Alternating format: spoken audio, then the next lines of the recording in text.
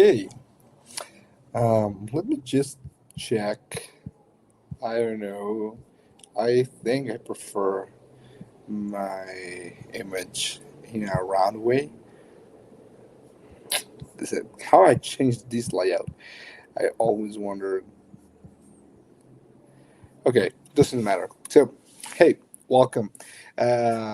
This beginner hack global hack week, the first one of the year.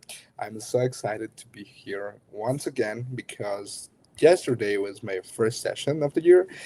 We make the introduction to front end. So for this time, I'll be very happy to share with you my knowledge on how to introduce yourselves in the backend.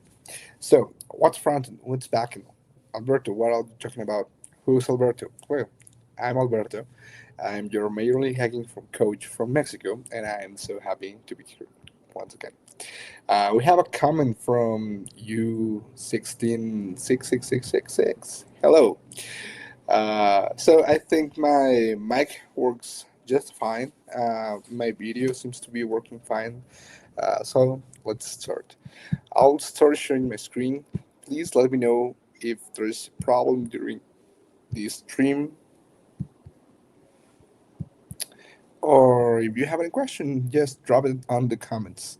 I'll be glad to help. Well, welcome to this backend introduction. We're going to talk about the backend world.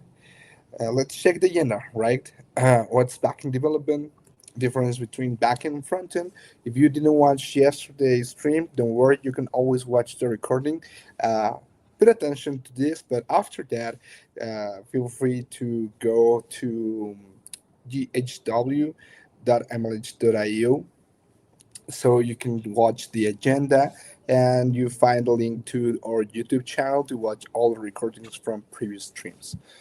Part three will be key technologies and tools. We also are going to take a look to what servers are, understanding APIs. You probably heard of this before, and if you're new to this world, you may be wondering what they are. What we meant with CRUD operations, the introduction to databases, because there's a very, very important part of backend. Um,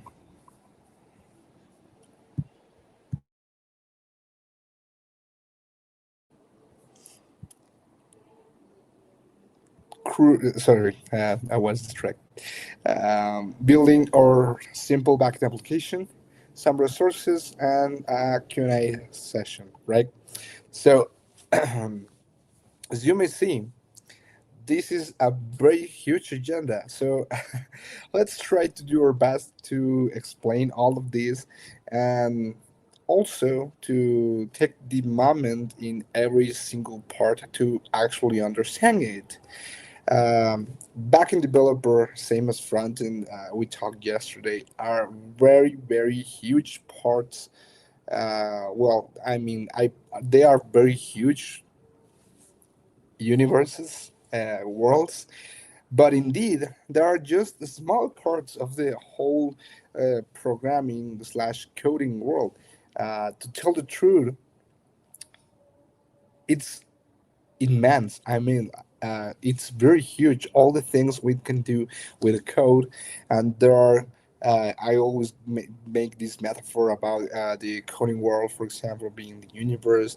Each planet, it's a different ecosystem. For example, web developer, robotics, maybe data science, now machine learning or artificial intelligence in general. But also we have mobile. We have also the development of video games, for example. Well, once you find yourself your career path and you are, if you're interested in web, you'll realize inside the web world there is front end, back end, and another thing called DevOps. Actually, some people talk about DevOps like if they were like a dedicated part of the backend, but indeed they do a lot of things that are different. So that's why I would like to separate them or mention them in a different section. Actually, DevOps it's really interesting, but it's not my jam. So I can only speak a little part of DevOps. But front end, back end are the things I like a lot. I think I've dedicated many years of my life now, so I can understand this better and tell you the information that you need to hear, right? So let's remind ourselves before we start what frontend was. Frontend was the well, frontend is uh, frontend is the part of the web developing for the interface with the user, the thing that the user sees, like the structure of the page, the user interaction, and it's composed with three main parts: the HTML, which is not a programming language, which is the hypertext markup language to give structure to your web page. CSS, well, it's more than that, but you get the idea, right? CSS, it's cascade style sheets. So it's how we make beautiful that structure of the HTML. It's how we give these styles. And the last and the most important one, I will say, it's JavaScript. JavaScript, it's a programming language. It's very popular. It's very powerful. Um, I always say this, but it's true. Actually, see my background. It's JavaScript. It's a very versatile language, very powerful when you want to do things.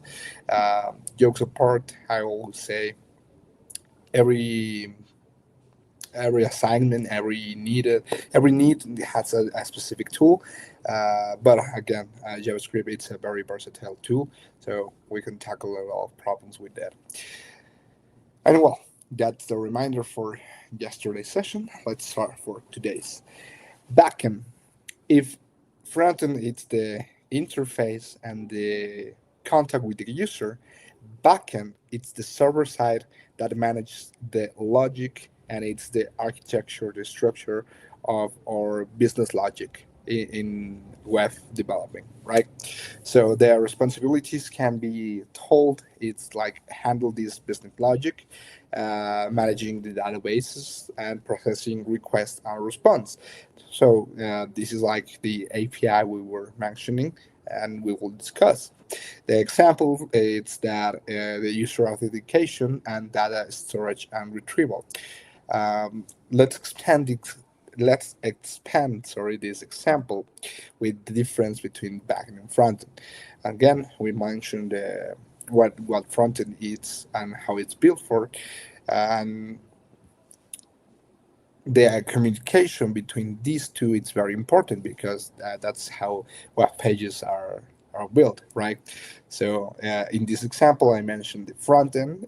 You create the login form, but in the back end, you actually verify that these login credentials are valid, and you get to fetch the data and seek for the user in the database and give actual permission, right? So that's how this works. I see we have some comments. Let me check here. Hello, just joined now. Did I miss your introduction? We'll really like to know more about if it's okay. Yeah, no, you're not missing much. This message was sent not that much, so don't worry, you're just in time to learn. Hey man, can I practice web dev from scratch? Any best resource? Yeah, it's mainly the same tree I gave yesterday, but I will expand in the resources more. Don't worry. Uh, and thanks for the questions. So, key technologies here. Um, in difference with frontend, we were mentioning that in frontend developer, you mainly use JavaScript for all. Even and well, you mainly use JavaScript for all, and the only alternative that supports that the browser supports natively is something called WebAssembly.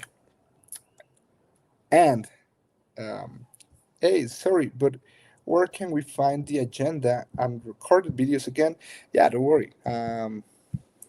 GHW.NLH.io. This is where you can find all the information regarding the Global Hack Week.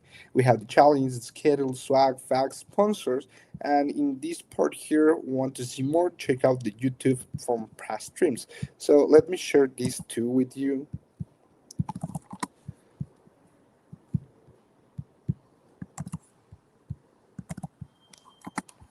and there you are.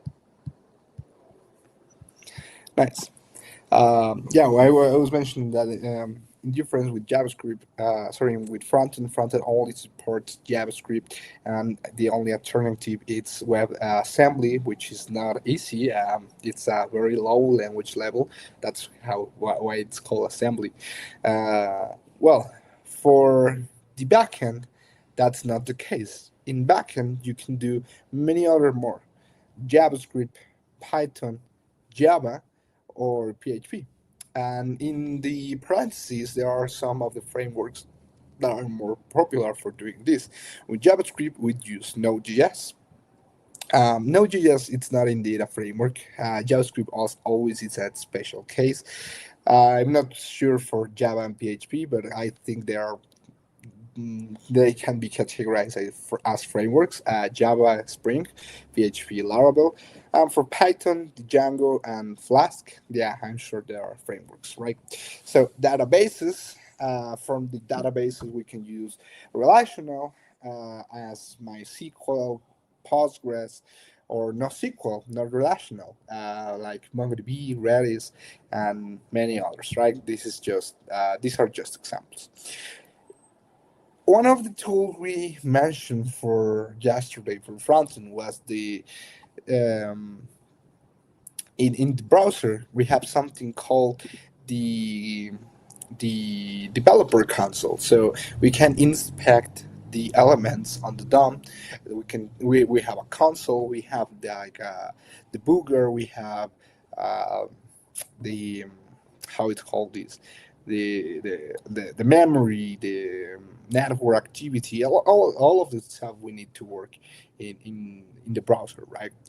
Well, here in backend we have tools like Postman, that it's for API testing.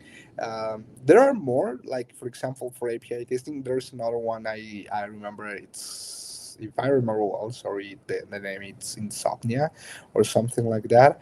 Are good, but hey, I'm a huge Postman fan. Actually, um, I was in the GitHub universe from 2023. Yeah, I think it was 2023.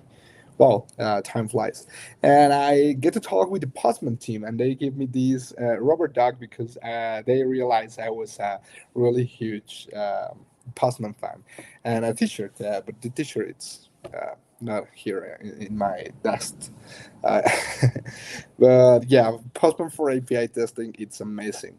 Um, Docker. I can talk about Git, but hey, you know Git. I hope you know Git. If you don't know Git, that's one of the first things you have to learn when you want to become a developer. That's no my opinion. That's a real fact. You should learn Git. Another thing that can be really good when working with backend, it's Docker or containers. There are other options for containers like Kubernetes and stuff, but these ones are, I will not say entry level. These are a little bit more complicated, so don't worry, don't feel pressure. I just want to talk about this because now you know it exists, right? So let's start with a simple. Before Sorry, I see I have this comment. Just use Flask in the stream before this. So cool, first time using it. Nice, good thing you like it. I don't do a lot of Python for backend. To be honest, I think I mainly use Python for data analysis or data science in general. Um, they have very good. science libraries like uh, NumPy, SciPy, Matplotlib, and stuff. But I think once I used the other Django, and I really like it.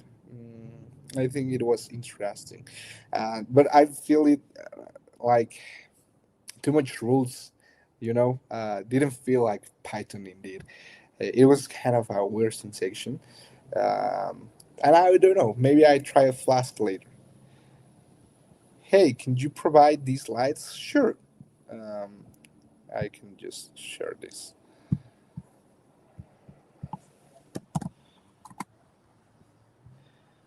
Yeah, they here they are. So it's here in the comments. Jamu406 says hello, hello. Resuming um, introduction to servers.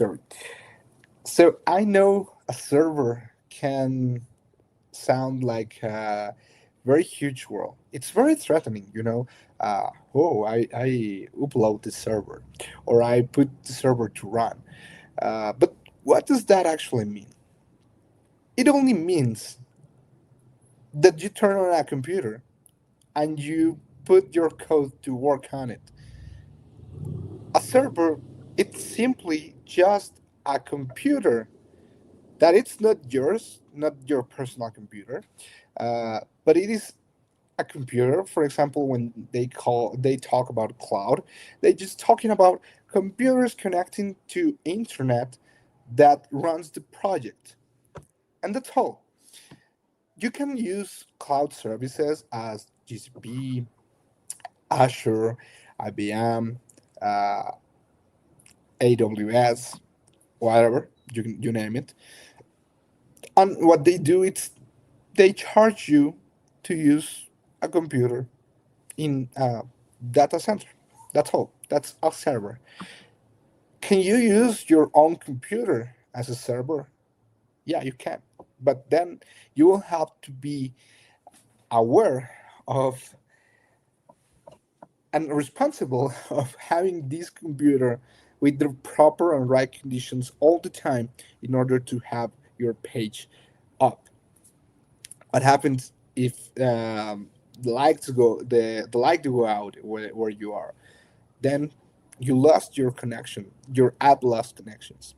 What happens if you leave your computer plugged, but you're in your room and then your mom goes in and unplug it? Then you lost connection to your app. That's the only thing.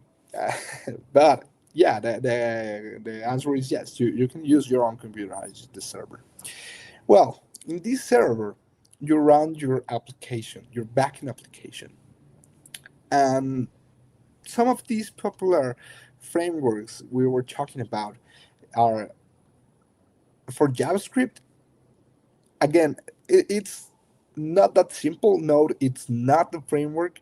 Node, it's more like um, the engine, uh, but it's not that simple too. But just think it as a framework for the moment. Django, Flask, Spring Boot, and every others, right? Yeah, runtime environment. You're completely right. Um, thanks. And we will become certificate. Oh no. And we will get the certificate. Um, certificate of attendance. You meaning? I'm not sure if we can do that, but um, you can ask in the Discord. So you can head to the Global Hack Week page again, join Discord. Yeah, you were mentioning that. Join the Discord and then ask for that. Um, to be honest, I don't think we do that. Yeah, don't worry. Yeah, as Jamu is mentioning, Node it's not that simple. Node it's not a framework for JavaScript. It's the proper word for that. It's a runtime environment that has internally an engine. The engine it's more like the React, for example. The moment I'm not sure of which engine actually Node.js uses, but I think it's V8. Um, every browser used to have their own engines. For example, if you were wondering why browsers learn natively JavaScript, because they have their JavaScript engines. Chrome has V8. Um, now many, I think all of the browsers have V8, but at the past they used to have different one. I'm not sure of all, but I'm Firefox user, so I know Firefox used to have one called Spider Monkey. um, that was an interesting name. But yeah, nowadays they mainly use V8. And as it's mentioned, it's used to run JavaScript outside the browser, because in this case we are going to run JavaScript directly in the server, and directly in the server means directly on a computer, right? APIs. And for this, I'm going to change the slide. What an API is. You probably, again, if you're entering this world, you probably heard connect to the API. Hey, create an API. Hey, I don't know what API, API, API. API stands for Application Programming Interface. So that only means it's the piece of software that we use to connect other piece of software. So it's like a bridge. It's like the connection from these two. In this case, we can connect the API to the front end through the API to a database. And inside this, we make the logic to retrieve, for example, um, users. If we are talking about the Rick and Morty, sorry, users, if we're talking about authentication, or there are very funny APIs that you can check out directly. That it's, for example, the Star Wars API, Swappy, the Rick and Morty API. Um, I think there's now a Marvel API. There's a Pokemon API. There are very interesting APIs that you can use to start learning how not only to consume it, but to create your own, right? Uh, and that's it. There are three main types of API. One of them it's not used anymore. I think where we use API. Great question. I will say everywhere. I mean, you need an API to connect your front end to with your backend, and that's it. Uh, so it's a very general concept. I have to admit it, because it's insightful. Thanks. Would you say that the API is the food that we serve, literally like a waiter gives to the user? Um,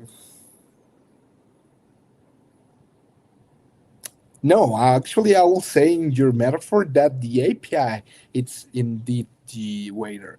The food will be the data from the database. But imagine the front end. In this metaphor, I think you're talking about a really good metaphor. I think I've seen it before. In this metaphor, the front end will be like the table where the user is sit. Now you give it the menu, and they interact with the menu, with the front end, with the fork, with the dish, with the all that it's in outside. And the API it's the waiter that goes from the table of the user to the kitchen. In the kitchen, that's the backend. That's what the user don't see, but they manage to get the data, the input, in this case the order. They convert the ingredients, they cook, they do a lot of things. That's backing, that's business logic, and the output, that's the API. You as waiter, the API serves the food to the customer, right? So great comment here. Thanks. And again, I was talking about the types of API. Imagine, I think I'll I will see if I can keep this waiter metaphor. One of them, it's not a use anymore. I think I had never seen one of these in my entire life. SOAP, Simple Object Access Protocol. This one, it's not anymore used. I think it's deprecated. I've never seen it. The next one is REST API, Representational State Transfer. For this one, you need to have specific endpoints. So imagine, again, to keep up with this metaphor, that in your menu you have, um, I don't know, like a regular salad, and then you have a tuna salad. You can ask regular salad, or you can ask tuna salad, or you can ask both. But there's a problem with this. Imagine the user wants something more specific.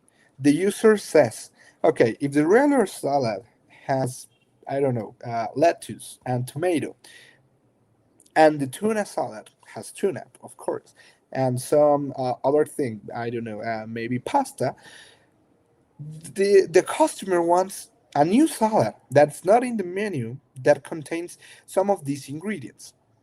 REST APIs cannot do that. You cannot ask for things that are not in the menu, that are not currently available.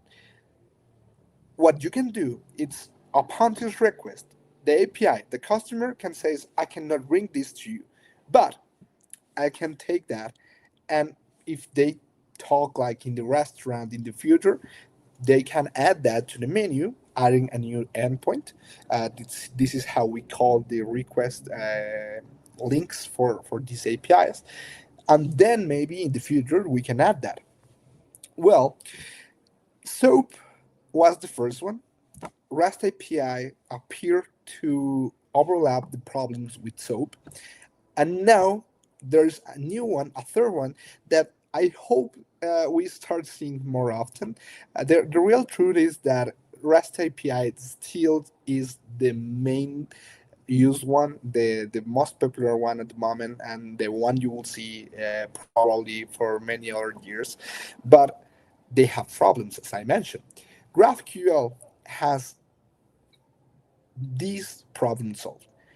If you ask me which is better, of course I will say GraphQL because it was born to overcome the problems of REST. Same as if you ask me which is better, REST of SOAP, of course REST because it was born to overcome the problem of SOAP. So that's simple. The problem is that GraphQL requires a little bit more of commitment, I will say, and of learning from the front end to the back end.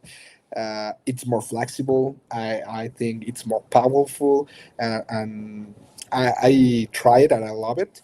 But again, the thing is that the most common one currently still is REST. So in this case, we are going to focus on REST. If you're curious about GraphQL, there are a lot of resources also I can share with you, don't worry. And some of the APIs I mentioned before, the ones, for example, the one I'm sure they have, it's Rick and Morty API.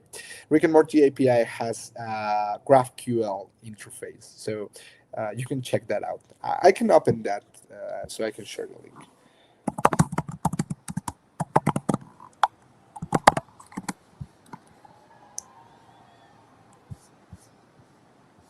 Mm, mm, mm.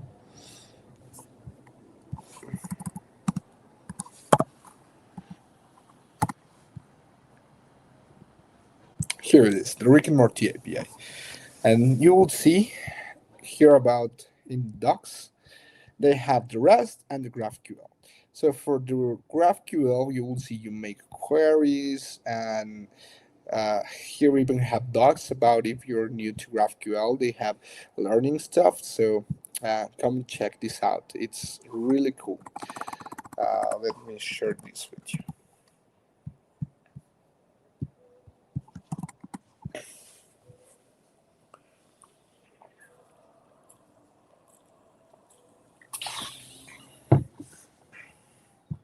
Nice. So,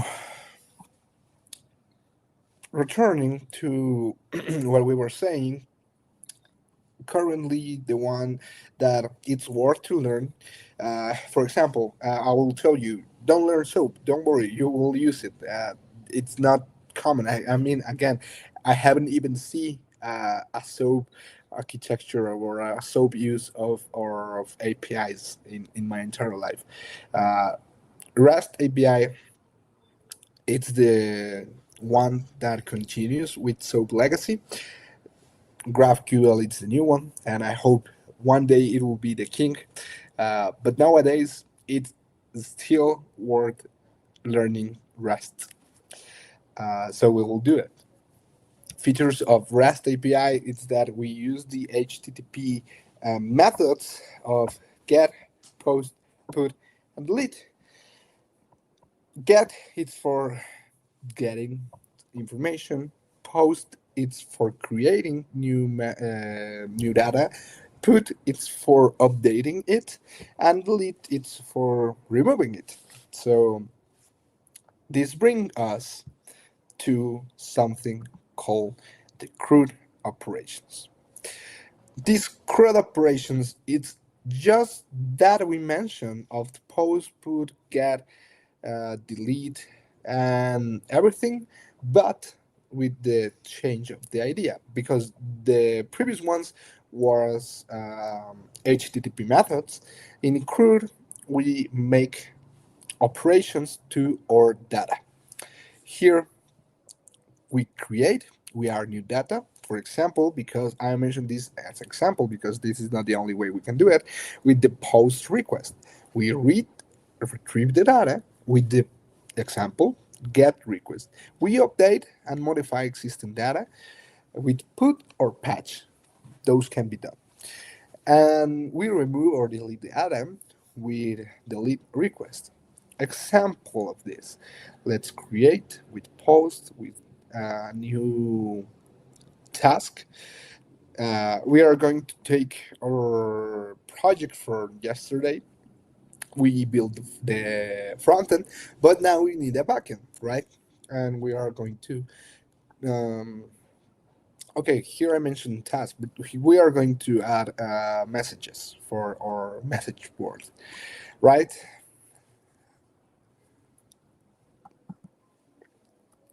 And before we move here,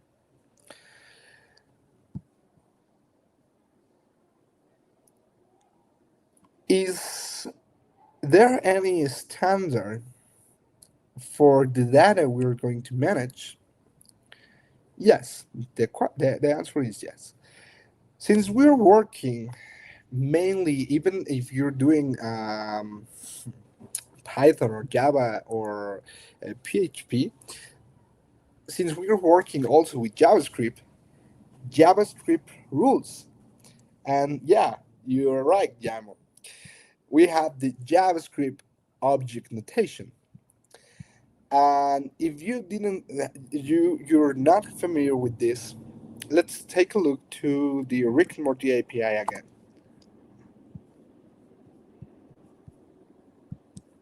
So let's go to Rust, and you will see this JavaScript object notation. It's called very intuitive because that's it. It's the object notation as if we're doing JavaScript. If you remember for yesterday's session, let's open um, Hyper, my terminal. I'm going to open new VS Code page. Oh, I need to update. Give me a second. Okay. cd developer lcd global hack week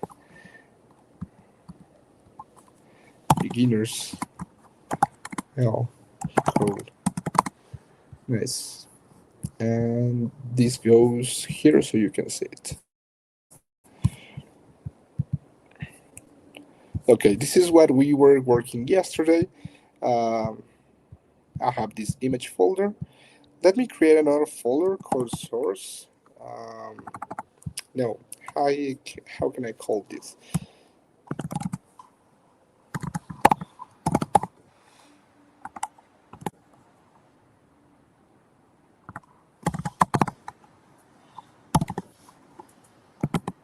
Mm,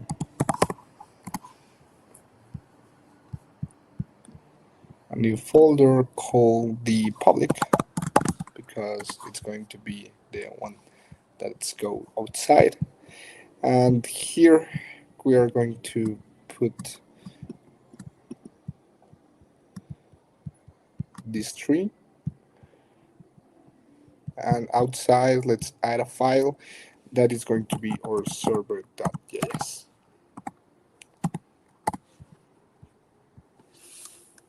Nice. So objects in JavaScript, let me make this a little bit bigger. Okay, nice. Starts with these curly brackets. They have a key and a value.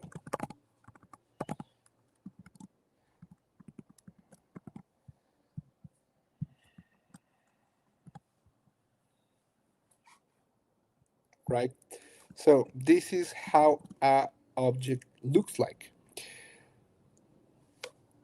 When we start working with packages, for example, here, let me, well, I want to pressure this, but you will see, when we start working with packages, we will have something called the package.json.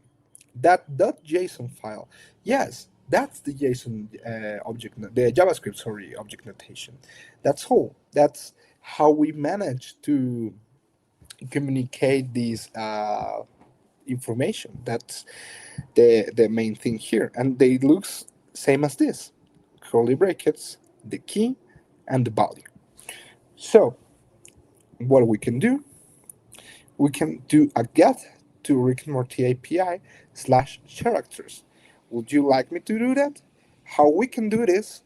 It's very different ways. For example, we can open this directly on a browser like Firebase, sorry, a browser like Firefox. Sorry, I confuse words. And you'll see that first it starts loading, then the browser realizes this is a JSON.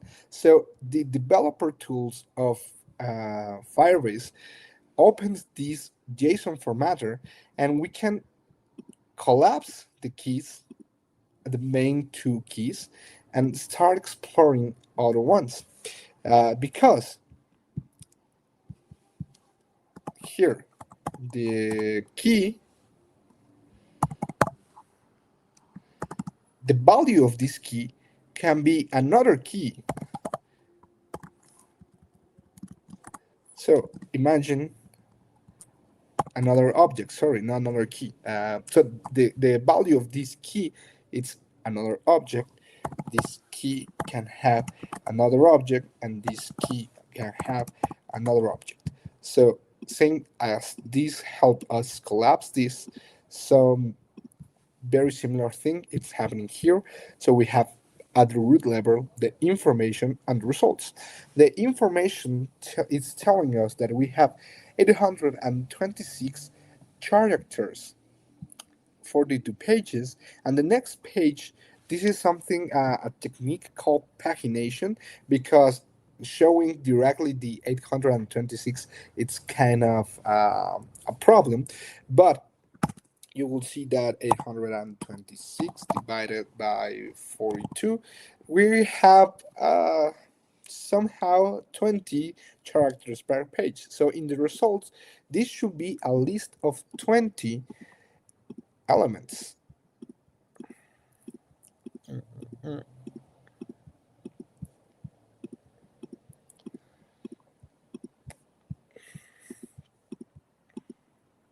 Yeah, here are 20. Remember, we start counting in zero. And each one of these elements, it's one character from the TV show. So the first one, it's Rick Sanchez. The status is alive. The species is human. The type, we don't have that info. The gender is male. We have origins, locations, an image from this character, the episodes where it appears, the URL, and the creation time, right? If you want to find more about this, you can see they have characters, locations, episode, and the libraries to work with this. They have Dart, Elixir, Go, Java, blah blah blah, Python, Swift. Um, well, that's it. This is just a funny project for the people to start exploring, to start experimenting, to start learning. So I definitely recommend you to start doing that. Um, if you do this on Chrome, I think the same won't be shown like this. But hey, that's why Firefox is beautiful, right?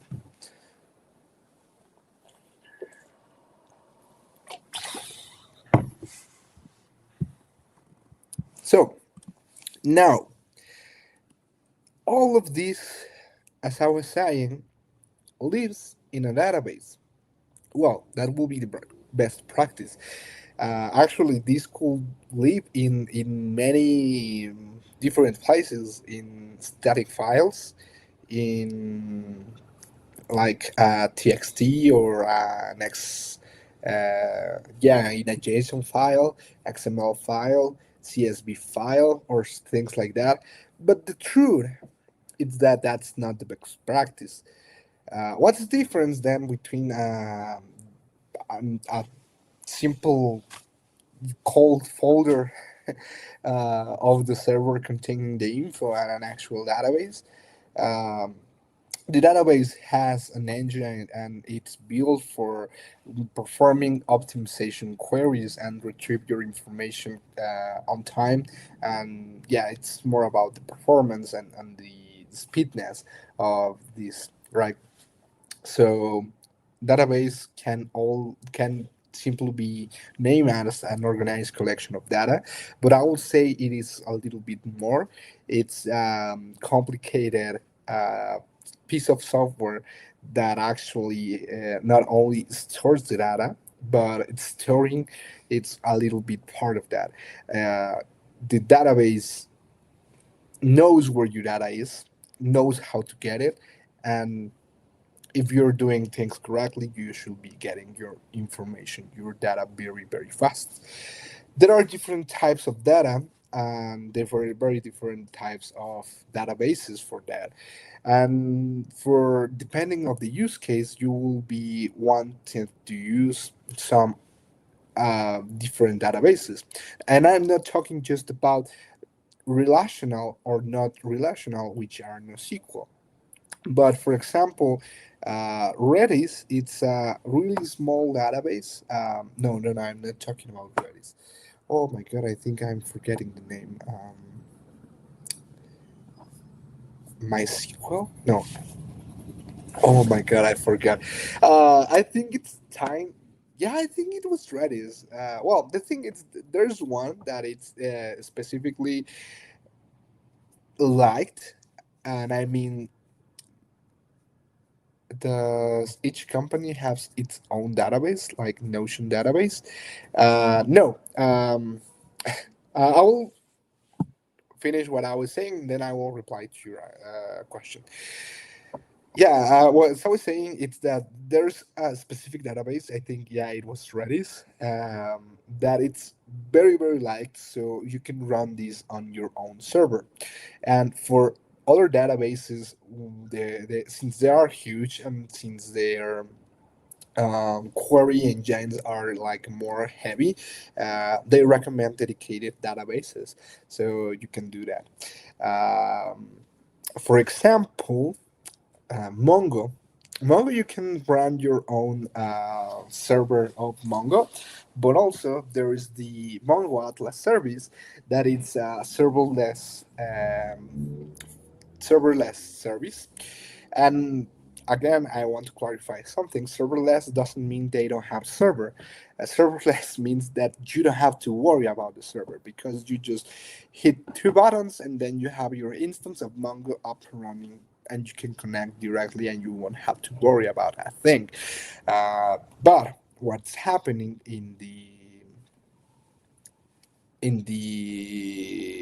behind the curtains, it's they create an instance, they mount mount it on a server, they get the server working, and then you can connect to the server.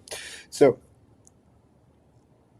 these types of databases, there are different not only by their type. Yes, the two mainly types are relational. The ones they use is SQL. They have difference between them, but mainly you're learning the same language, SQL. And for the NoSQL ones, no relational, these can be very different. But the ones I find more attractive for the things I have done in the past, they are the ones based on documents. Mongo, yeah, I think I will say it's the most popular one at the moment, and yeah, I definitely think it's the most popular one at the moment. But another one that it's based on documents and it's also very easy to use, and I haven't any trouble using it. It's Firestore. Firestore it's another one that's based on documents, really similar to Mongo. But hey, it's up to preferences, up to needs. And for example, if you want something very light, I don't think Mongo will be the right thing to do. Uh, yeah, I kind of sure it was Redis, the one I used for that project. That was running in Raspberry, so I created um, a server in the Raspberry, so it was running the the backend as the server and the database instance. Raspberries are very limited, so it was for an IoT project, and I think I really like the results and the performance of that. So returning to your question, U166666. Not every company has their own databases. Actually, they use databases like Mongo, like CockroachDB, like Maria, like Postgres. Um, Notion database, I'm not sure. Uh, I think I haven't heard of that before. Let me check.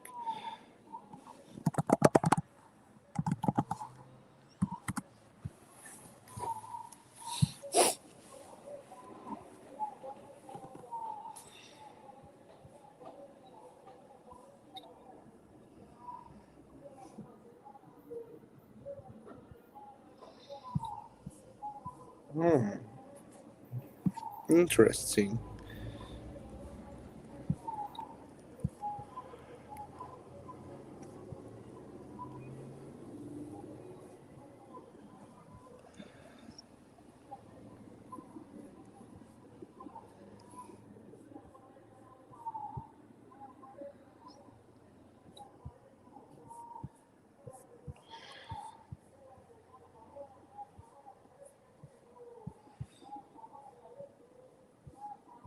Hmm.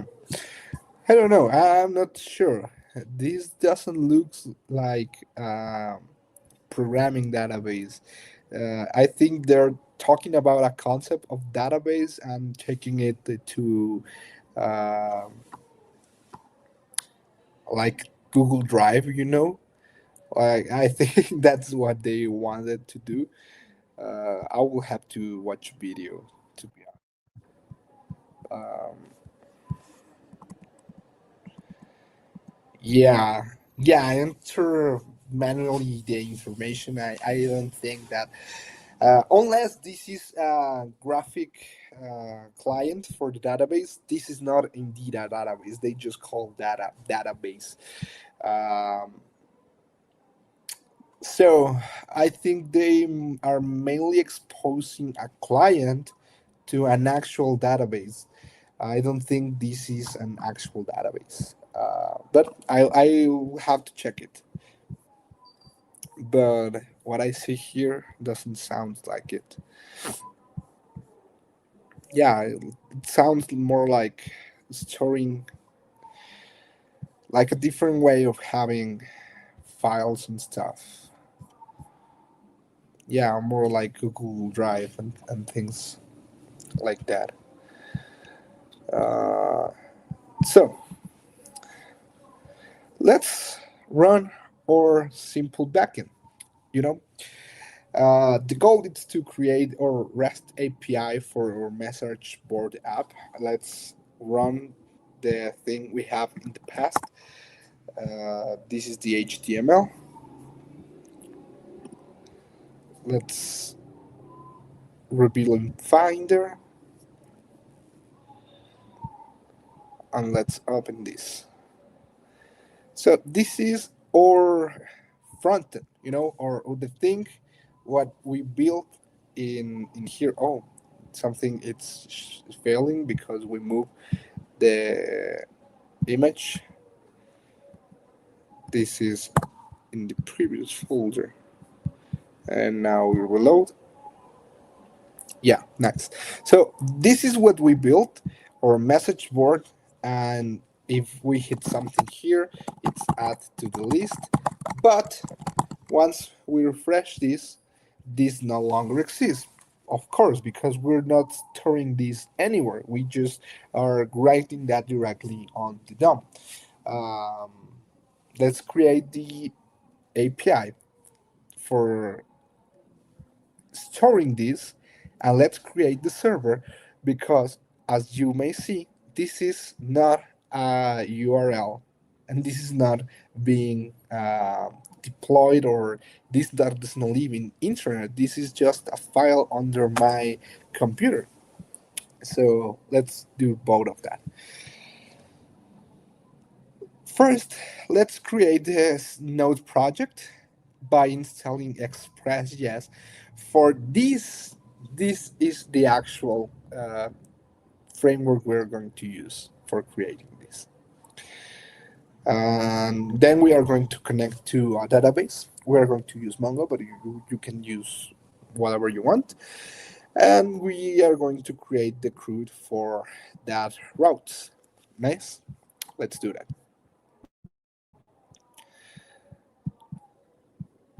Let me start verifying some things. Uh, let's open a console.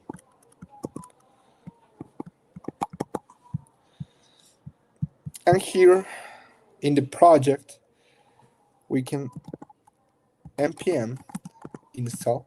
npm means node package manager install express. And you will see now we have a package.json. These tell us the dependencies we are using. In this case, we installed Express, and this is the version, and package log, because these dependencies has more internal dependencies. You will see the packages, dependencies, and all the internal dependencies for that. So uh, at the moment, don't worry. The only thing you will have to be aware of this, it's creating thing called git ignore file. And I think common question is, do I have to include the package log and the package JSON in the git ignore? The answer is no. Don't include them. The one you have to include is the node module folder. Why is this? Because um, if you create your Git setup and you add this to your project, you will be tracking the dependencies modules of all your projects. And that's external. You don't have control over that. So you just include the things for your project. And also, this is a very heavy folder. You don't want this in your Git account. And also, you can make slow requests when you do try to pull or push your project. So you don't include this in your Git, but you include the package JSON, like the requirement txt if you're working in Python. That will be a very similar thing. So the person that works in your project, or even you, if you download it in another computer, now you just have to install the required packages, and that will be it. Getting an error when I try to npm express. That's weird. Can you show me the error? You probably have the error of. No, I don't think. I don't see why that will be an error. You can try npm install, but it's just the shortcut for that. So the term npm it's not recognized. Okay, I see the problem. Um, Sorry, I didn't talk about these before, but not the computers does not come with node install, same as the computers does not come with Python install. So you will have to download Node.js. And when once you download Node.js, you can download. Well, they come together. You don't have to worry. npm, right? So come here. If you're in Mac, hit this. You probably, if you're in Windows, probably this is going to be pre-selected. You just download. Let me share this with you. I'm sorry, I didn't warn you about that.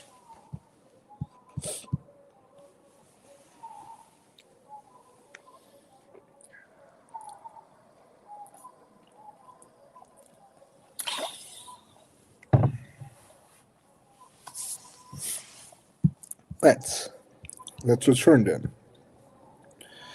Huh. Okay, now this is installed. Uh, the next thing we have to do, it's here. Well, once we are here, I'm going to get init.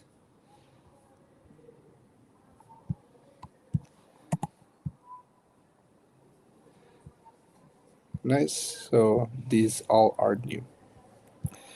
So let's do const first express require express because we need to import the package we just download, right? Well, we just installed. Pip install npa also worked for me. Should I still manually instead node? Um, this is weird. I never heard of no one installing npm with pip. Um,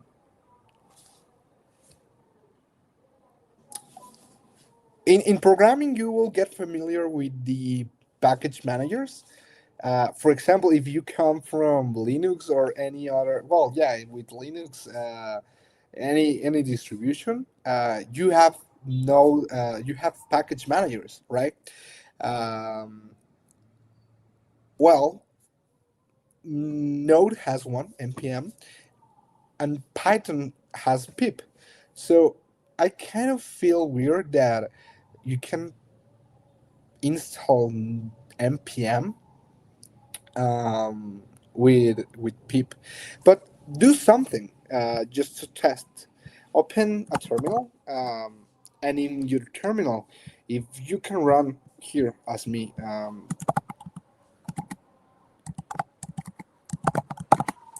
if you can run Node and you get the welcome to Node.js, and I have this version right now.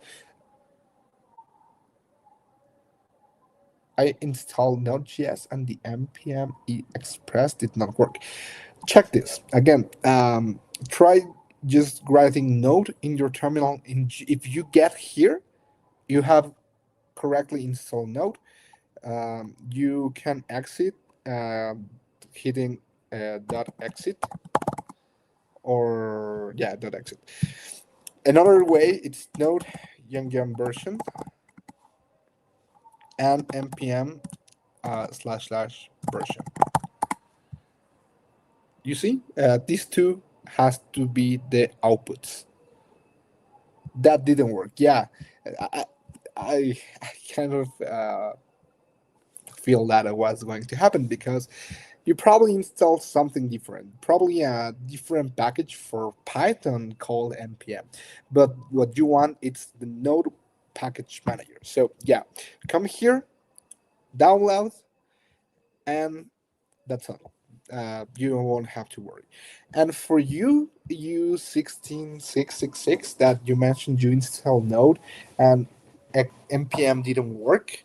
Uh, I feel that's a weird thing. Verify that you have actually installed Node.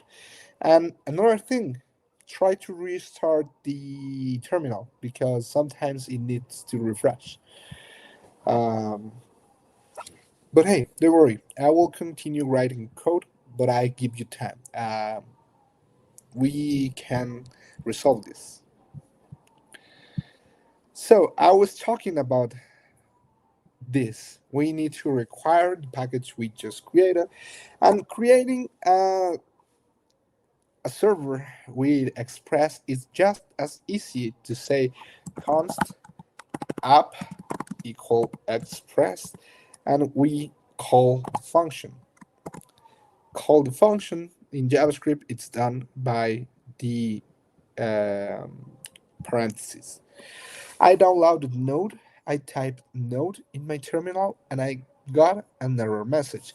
So you probably are downloading the file, but double click it so you can install that Node in your computer. There's a process like installing an app.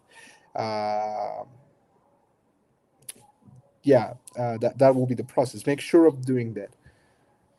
Leonardo Castro says hi. Hi, Leonardo. So here, then we need to do app.use, and we are going to create the server for our public file. So we are going to use express.static, and we are going to mention the folder for the thing we are using. What happens with this? Well, if I hit node server.js,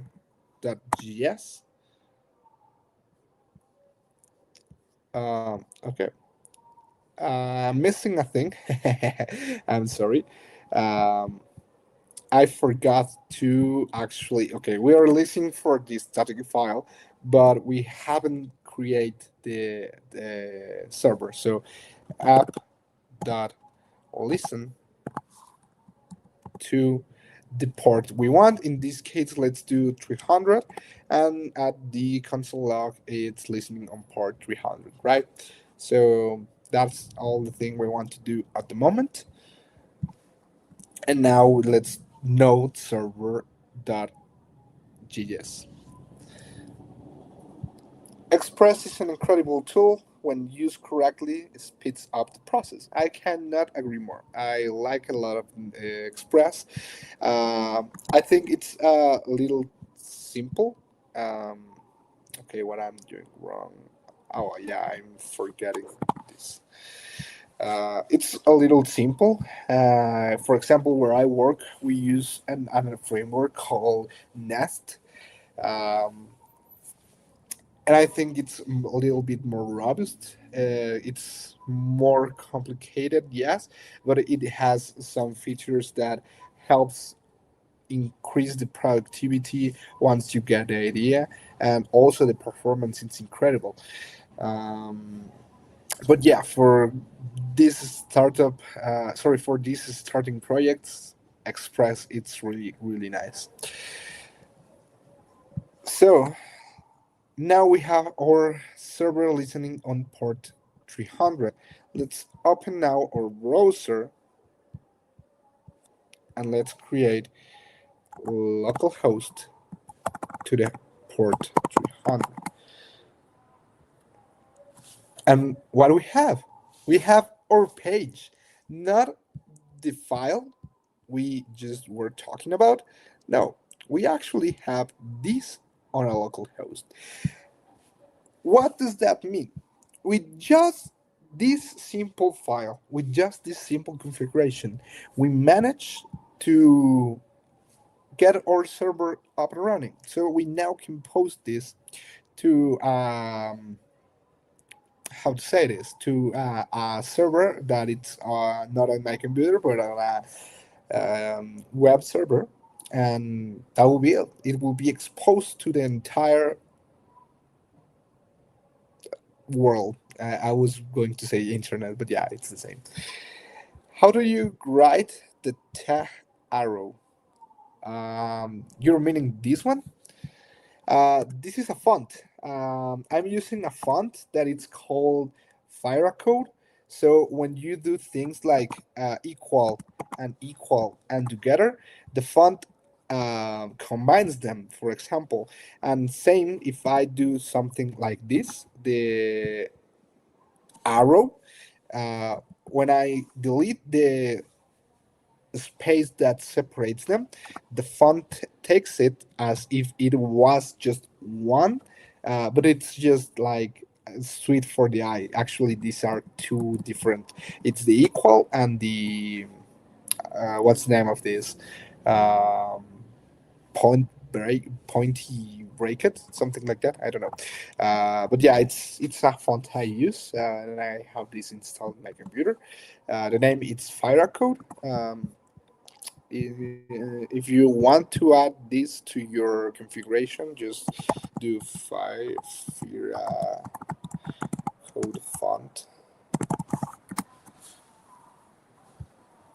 and there's a GitHub. Yeah, here, this one.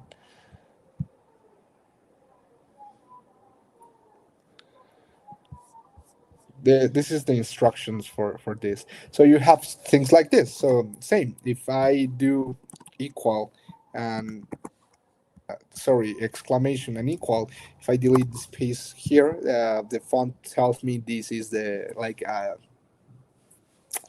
not two characters but one character, and that's not the truth. The truth is two characters. um, Double points, well, things like this. But this is just for fun, I think. It looks very fine.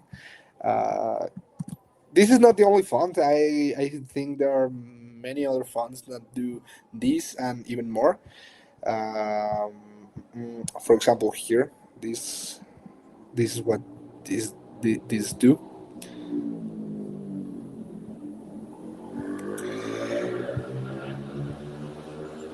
Haskell, others in JavaScript, mainly HTML, markdowns.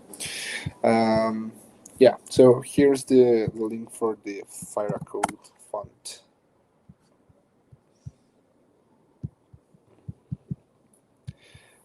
Uh, what I was saying. Oh, yeah. So we have this now.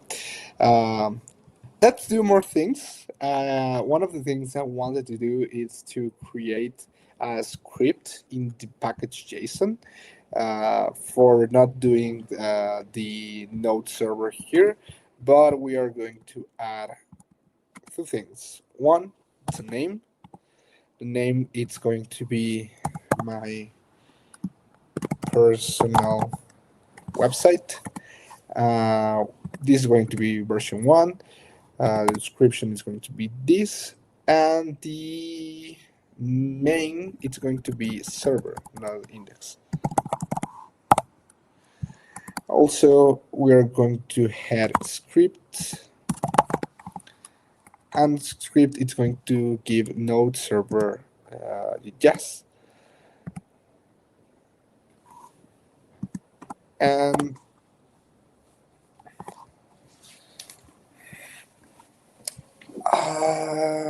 there's it was a few since I haven't used node server, but I want to look how to listen for changes in express.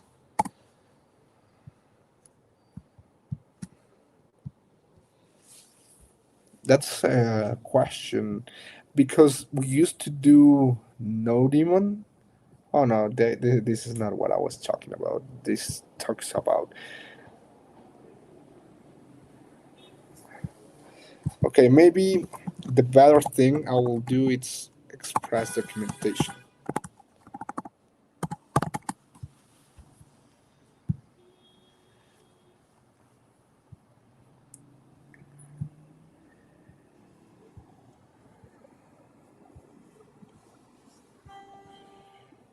So getting started in Italian, express, basic routing, static file, guide, routing, using middleware, overriding, debugging, guide, app reference, advanced topics.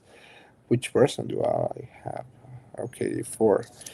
Um, mm, mm, mm.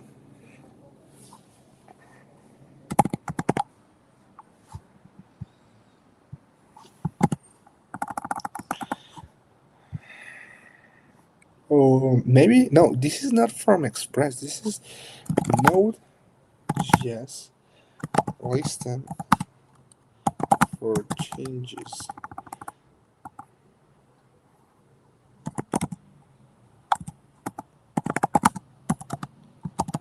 for file changes.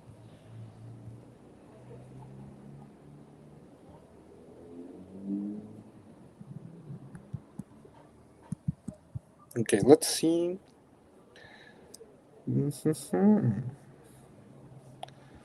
Oh no, this is not what I'm talking about either. No, you know what?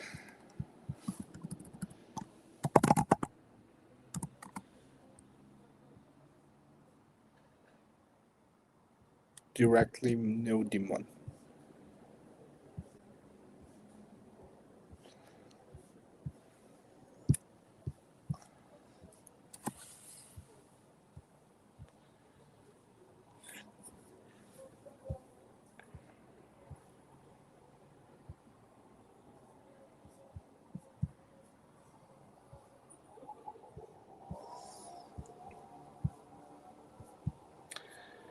Yeah, let's use no demon instead. But the difference here will be that this dependency it's not required for the server to work with. So the difference is that we are going to use npm install minus sep dev no daemon, because this is a developer dependency.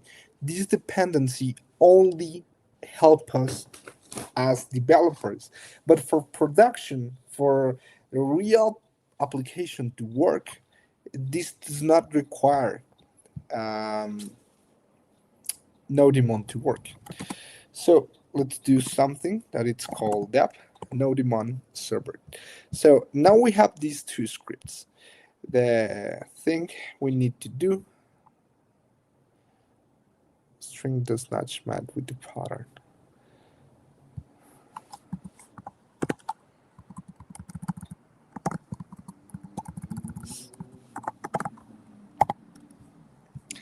uh, npm run dep, and this it's running our server here on the local host. uh, um, Help inspect.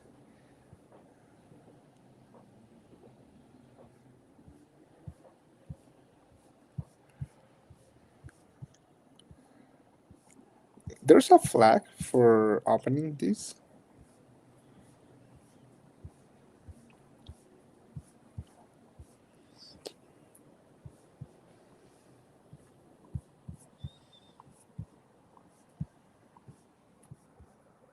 Okay, I think it is not. But okay, don't worry.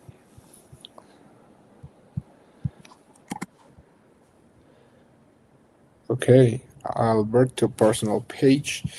Let's do one thing, and you'll see what I was talking about. For example, I previously had to refresh the page every time I made a change. Now I'm going to the file. I want to change something that it's here page. I want this to be uppercase. So I come here. I'm not touching anything, and this should be restarting, but it is not.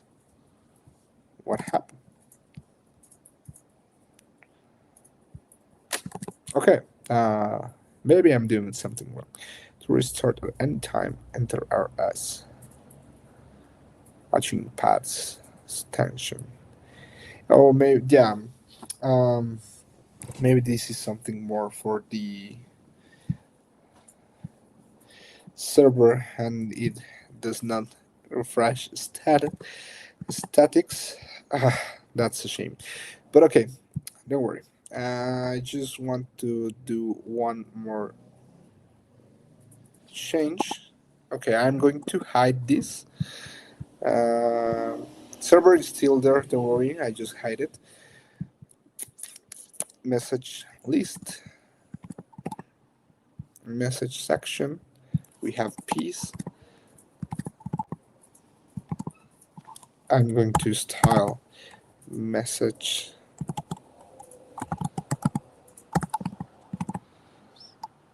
form,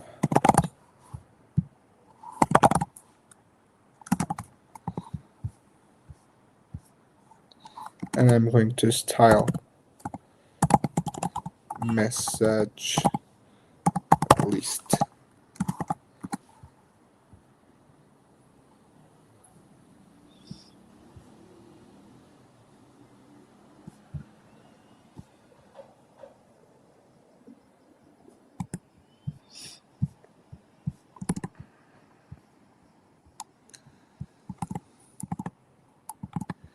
Message form has the input, the text area, the button, no button,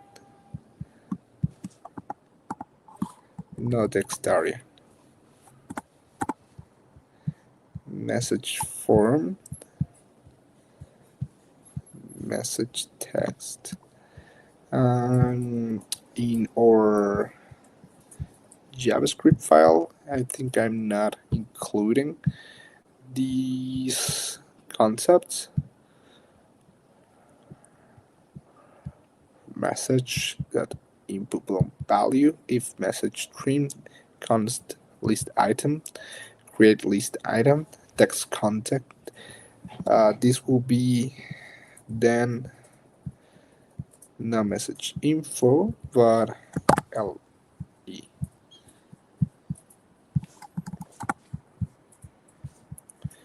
And all of these can be gone.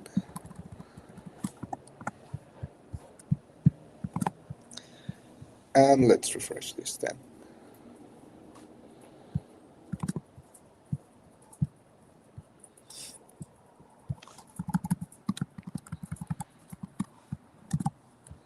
Styles.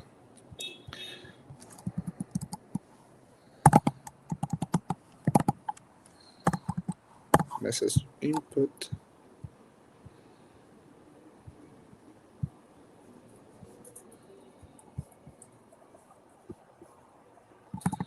And this is inside Yeah, the messages section. Message form has message input. The message list has list item. Nice.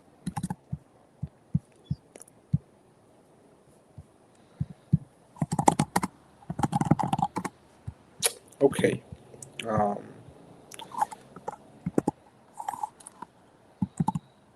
I'm killing the server and I'm running it again.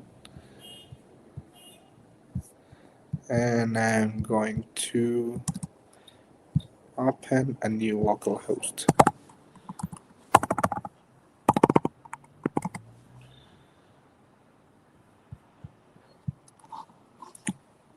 And I feel this is weird, but this is not taking the. Okay, let me put this on the right.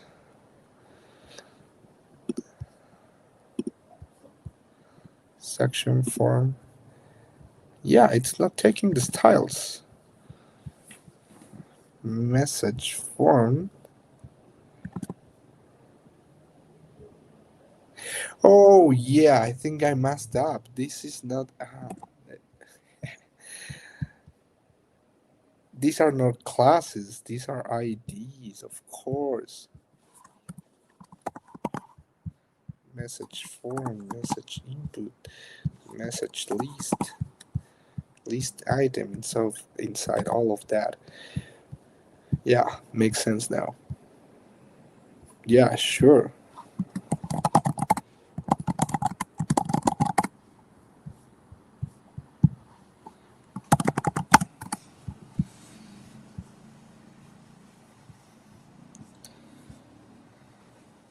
Yeah, yeah, of course. What else? Okay, this is a problem with styles. Um, this one, for example, this footer is absolute position sticky with, yeah, like this. Uh, so let me change that. Footer sticky.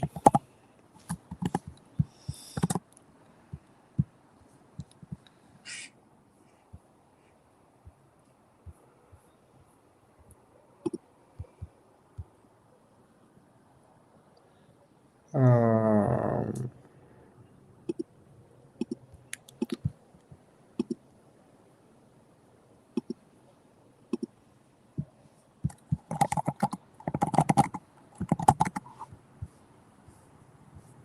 yeah, no, it's not sticky. Sorry.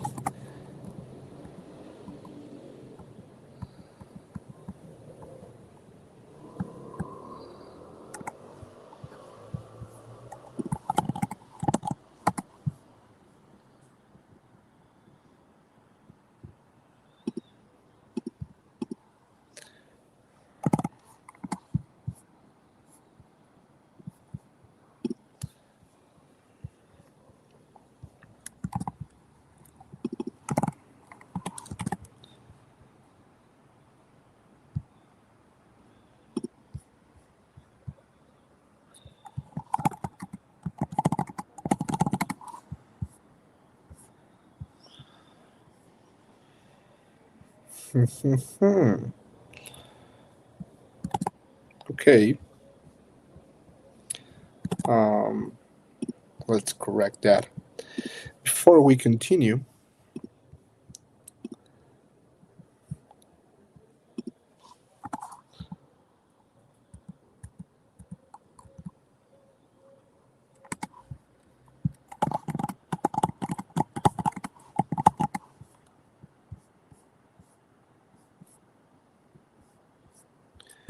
let's use fixed. Okay, and now let's create the CRUD operations here. And that will be very simple thanks to our help of our great friend Copilot. Um,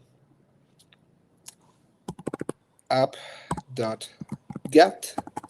Let's do some comments here about creating code for messages.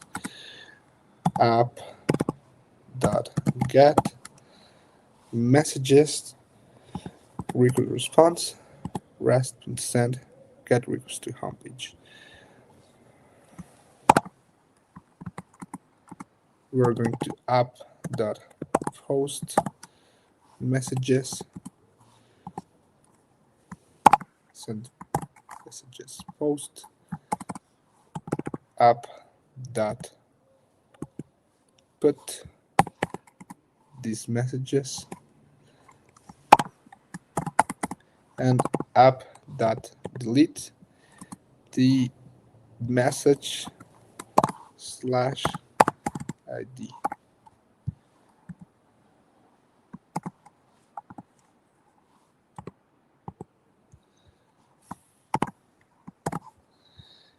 Okay, nice, isn't it? So one thing I need to do more, it's app.use express.json to format this to JSON. What else? In the body for the get, we're not having requests then, so this can be unused. For the post, we'll have console.log the request body. For the put, here message, I don't like that. Delete message with the ID. Okay, this is good, but we will need to do some changes then here. When we submit this, we just not only need to post this on the DOM. We need to fetch, or we need to fetch these to our server. So we need to fetch to the message using the method post, using the application JSON, and here we're going to pass the message content. So here on our server, when we get this post message, we will be console logging the message, right? So request body console log the message we receive is this one, right? So we're sending this, then the response, catch, console log the data, and reply with the error, right? So let's change this here.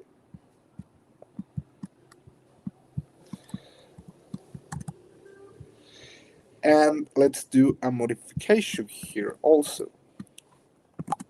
If we receive the data, we say console log the success,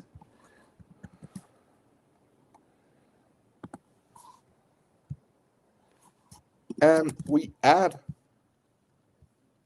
the content here, right? So the data should received should be the message.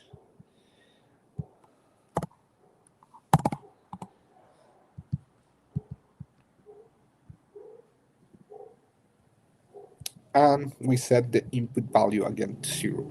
So here the response need to be message request body dot message.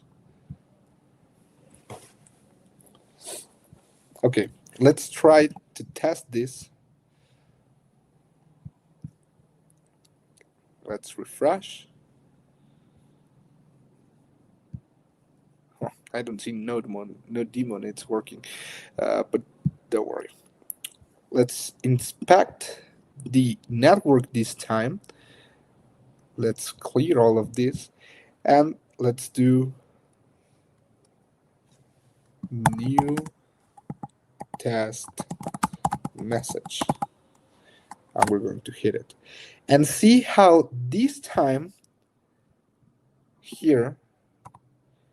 Let's open the console, and we see that we make a post to localhost 300 slash message containing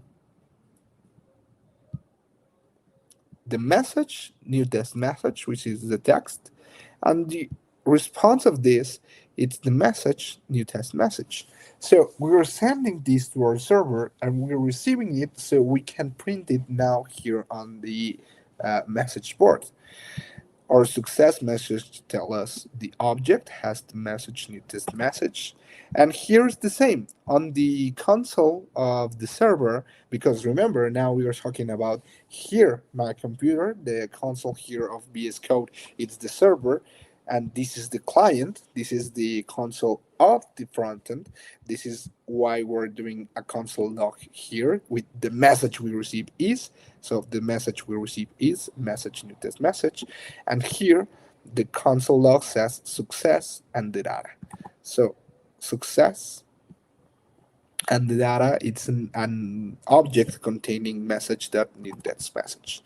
So we can get rid of this now. uh, we catch the error, so if there is any error we can come here. Let's make message an error of purpose. So an error of purpose could be that we get the wrong endpoint. So slash messages with post, it's something we are not prepared to receive. We have messages for get and messages for put. Actually, this should be message too. But yeah, message for post, message for put, message for delete, and messages for get. We can add also an app, for example, to get a single message, but then we have to get the ID of that, you know.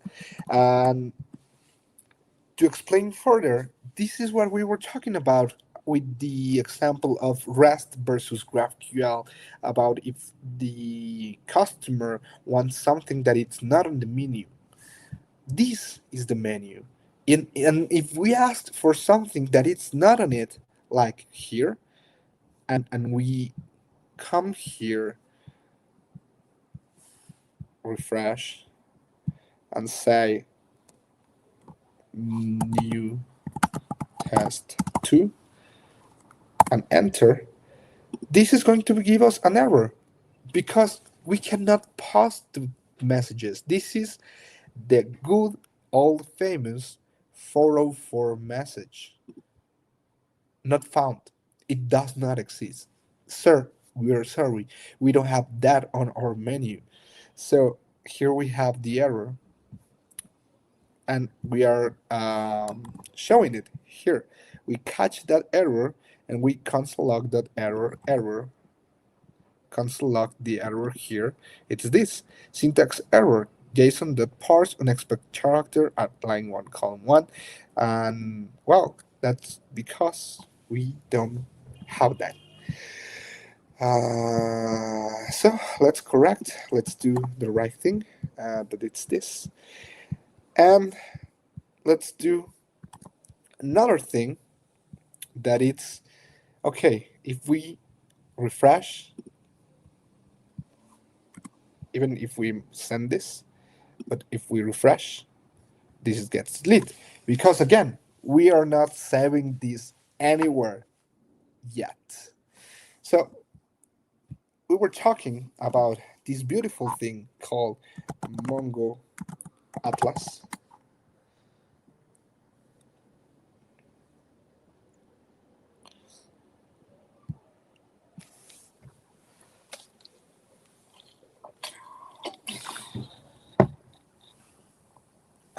I'm going to log in.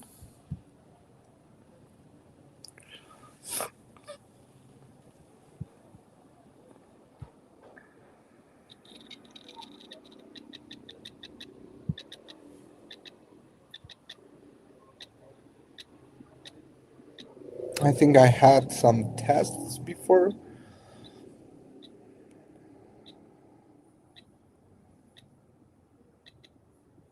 Okay, I maybe need to log in off session here. So wait for me, give me a second.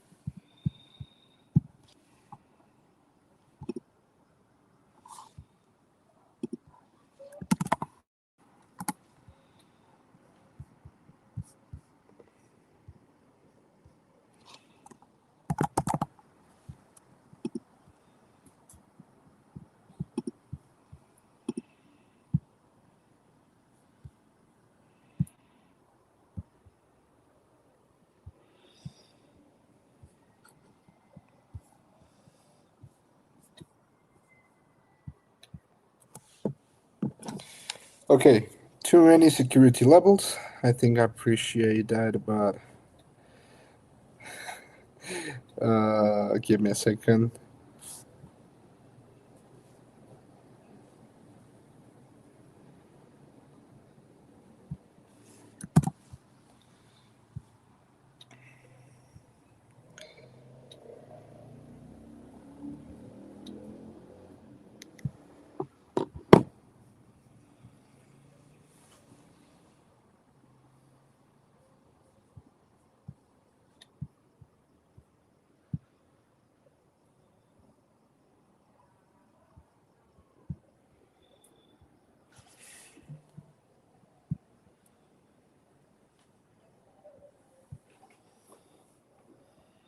Oh my god, again.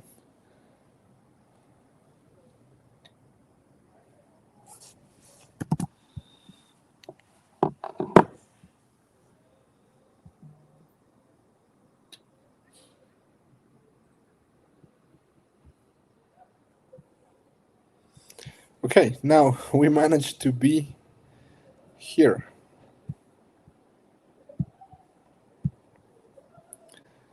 Nice.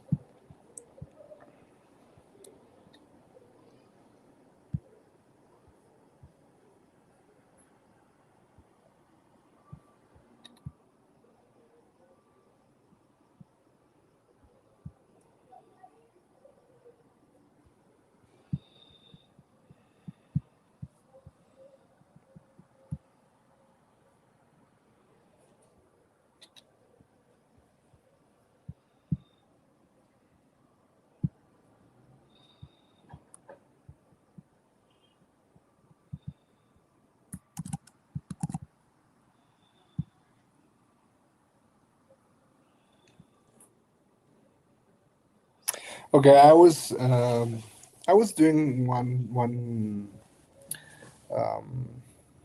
like Mongo has a thing called Mongo University, so I created this. And I was exploring, experimenting. But let's create a new cluster, which is a database for this. So we just click here, build what we want, use the M0, which is a free trial. Uh, we get enough storage, enough RAM, and enough CPU for this. Don't worry, automatically set up, preload whatever thing. Choose a provider. Here we can store these on AWS, on Google Cloud, and Azure. This is the option they have. For me, at the moment, AWS will be right. This will be Global Hack Week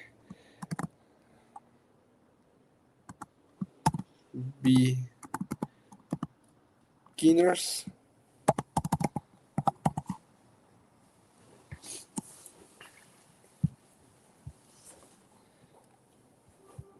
and we create and deploy.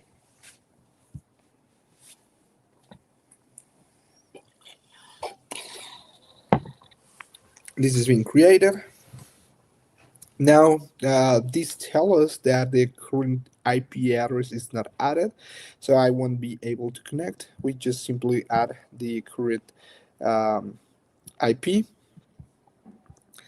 and connect to your application. This is a really nice feature that has Mongo Atlas. Um, we can connect to the shell through the shell like traditionally we were doing. Um, there's a add-on for VS Code. There's Compass, which is a client, a graphic client, like the thing I was mentioning with the Notion example. But we are going to use drivers. So I am going to use this Node one. Um yeah. So let's return here. Let's close the server for a second and let's install MongoDB. This goes directly on the dependencies because it is required. It's mandatory for the app to work. And then there's a section here for connect. So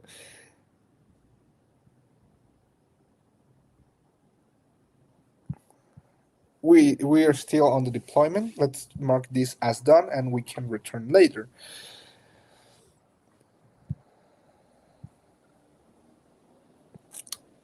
Let's do another thing.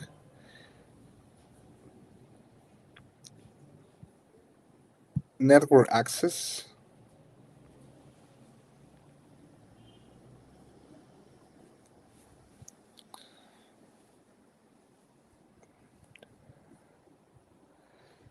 And let's add an IP address which is 0.0.0.0.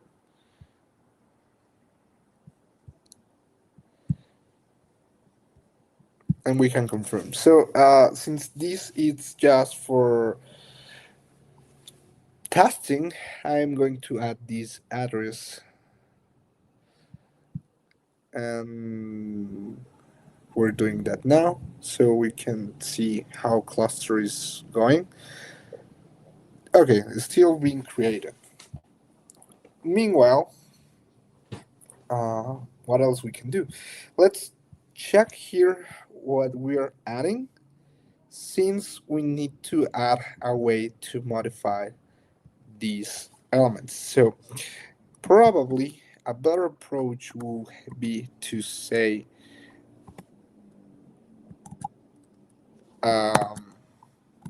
add the LE item with the message and delete button.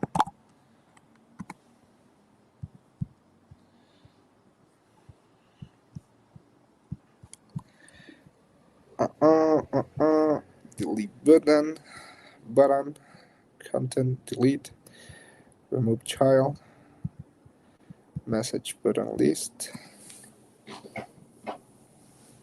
add event listener. When this is clicked, this is going to call a function that it hasn't been created yet. Um,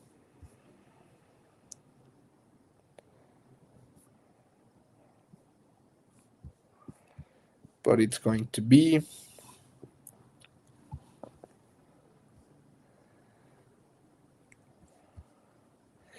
this is going to be a callback function called delete message.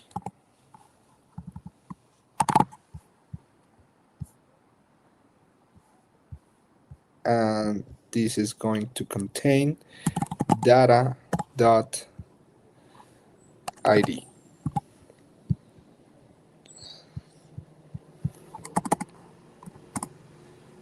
Function delete message will call the delete message with the ID, and then we will remove that ID.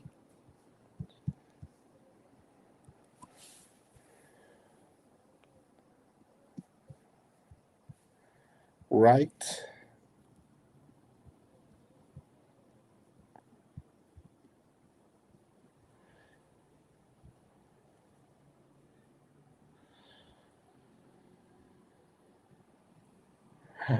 But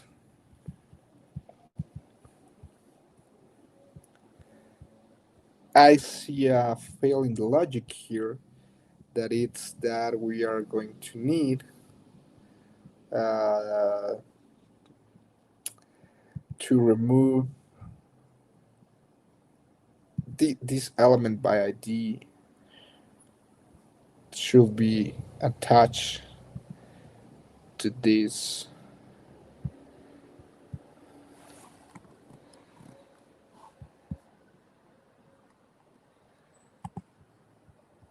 Yeah, yeah. We add the ID to this.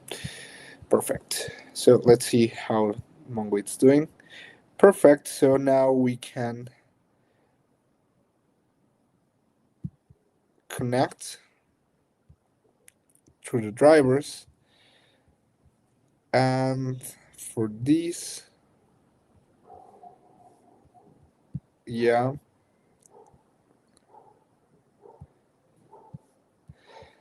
we are required to do all of this, right? So very, very helpful what they are doing for us. Um, let's paste it here. We have Mongo client. We have URI that is required. We need to create a Mongo client with that URI and new function that is run. Try to connect. Ping deploying. You're successfully connected to Mongo. Nice.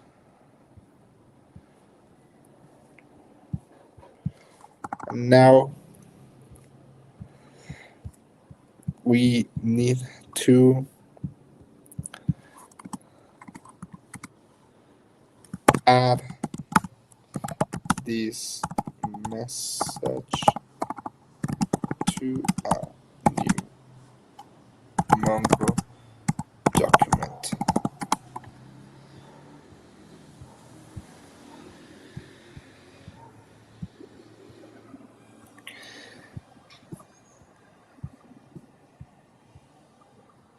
We have the client.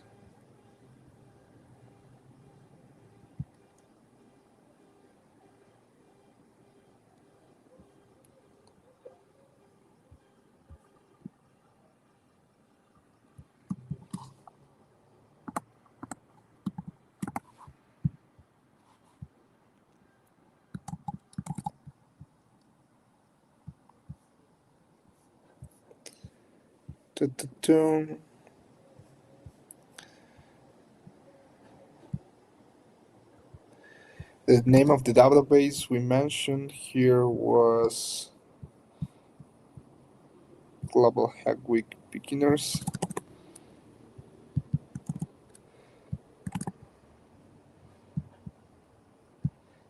I don't have collections yet, but let's create one called messages, and we are going to do this. And here I need to retrieve the ID. Oh, sorry. The result.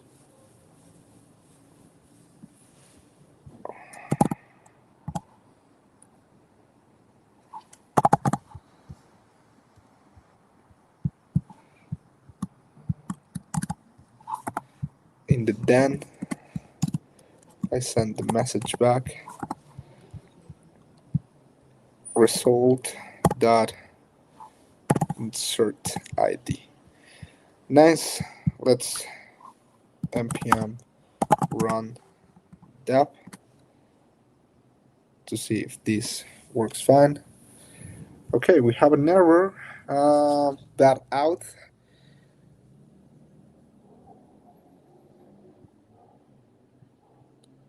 Authentication failed. Okay, I need to hurry. Do I have any streams after me? Let me check. Oh, yeah. We have intro to code using Python. Give me a second. I will do this quickly.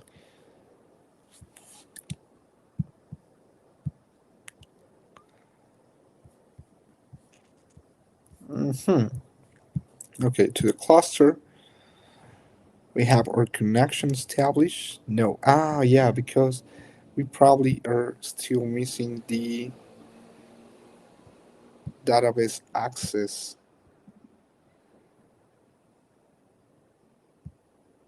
Okay, no, it's active. I can access from wherever I want.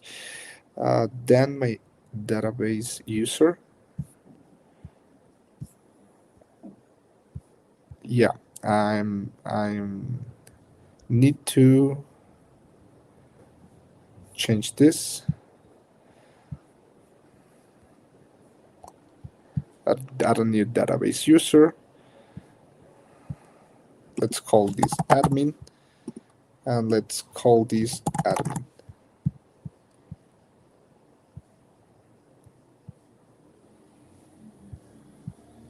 And let's add that user.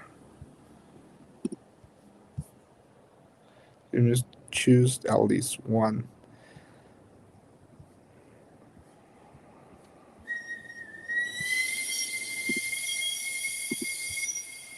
Atlas admin. Yeah.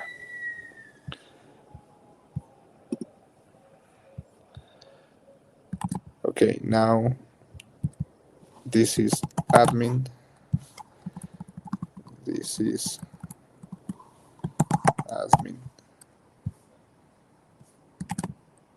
To make sure of that, let's return here to the cluster. And let's hit to connect. Again, driver.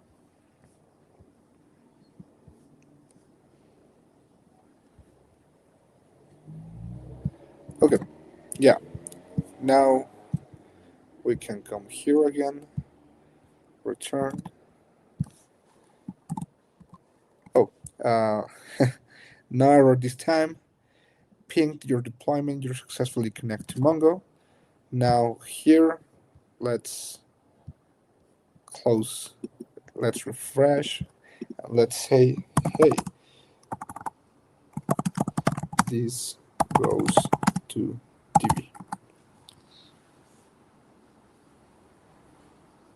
And we make the post message, and we fail to insert the document. Mongo not connected, error, client must be connected before running operations. Oh, oh.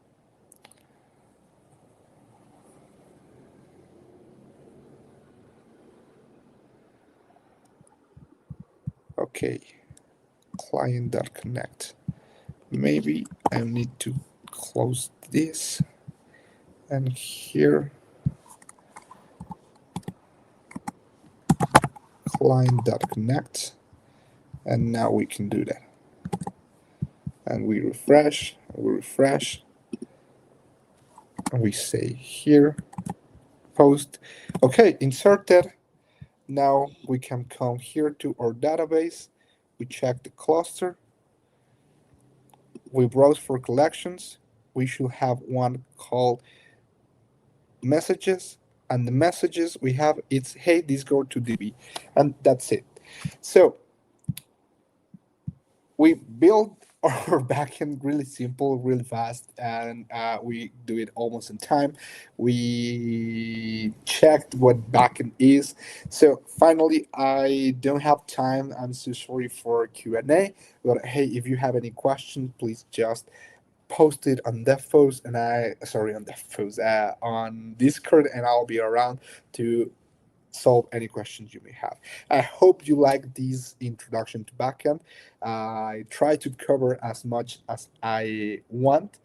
So I need to finish this now. So sorry, and thank you for being here. Try to do this by your own. Try to do it with any other backend framework. And thanks a lot for joining me. Bye.